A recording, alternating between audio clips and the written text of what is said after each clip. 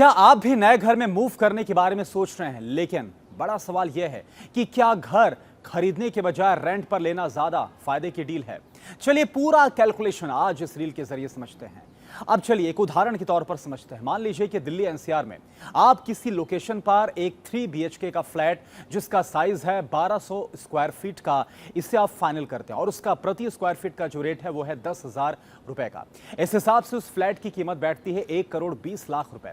अगर आप 20% का डाउन पेमेंट करके फ्लैट खरीदते हैं तो आपको बैंक से लगभग 1 करोड़ रुपए का लोन लेना पड़ेगा और इस लोन के लिए आपको 89,973 रुपए की EMI चुकानी होगी।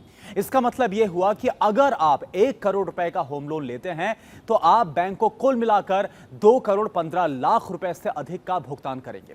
वहीं अगर आप 25,000 रुपए प्रति माह के रेंट पर एक 3 BHK का फ्लैट लेते हैं तो एक साल में 3 लाख रुपए आप चुकाएंगे।